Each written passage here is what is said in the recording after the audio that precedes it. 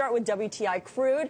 Let's get a check right now because it is higher, but not by very much. That's over 2 days. But we're looking at that $60 a barrel level that's been so critical. Yeah, the issue here is that oil has rebounded from a 3-day drop. That's kind of the story of the day. And it is starting to be storm season, the summer hurricane season. Tropical storm Bill is approaching landfall in Texas. We have seen energy companies evacuate some non-essential personnel from operations in the Gulf of Mexico.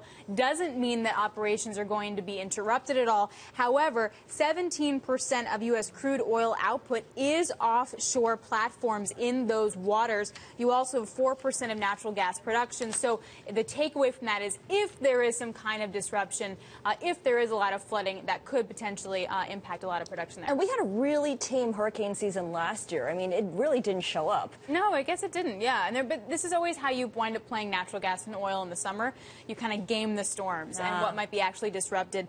And about 51% of gas processing and 45% of refinery capacity is on the Gulf Coast. So very, very significant on the product side if there were to be some kind of huge What's the latest on El Nino? I remember hearing that a while ago. We haven't heard it in a while. The El Nino talk is back. I am getting research note after research note. El Nino comes every 2 to 7 years. We haven't had a really bad one since 97, 98. What this basically is rising air pressure in tropical Pacific regions, pretty much over Indonesia. It leads to lots of floods, lots of rain, and temperature shifts, and can disrupt anything from a supply or demand perspective. And Citigroup had a fascinating note out about this morning, kind of breaking it down. So wheat makes sense, right? You got Australia, big wheat supplier. If you have a lot of flooding, for example, that's going to disrupt supplies there.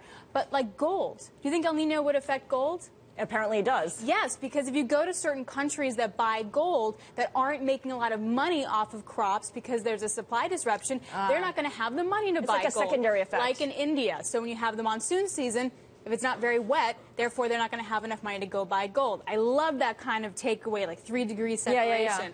A butterfly flaps its wings. Yeah, and you can also look at it from a demand perspective when it comes to energy. So if it's not that hot, because that can be an offshoot, say in Japan or the U.S., you're not going to use as much natural gas, for example, in an El Nino situation.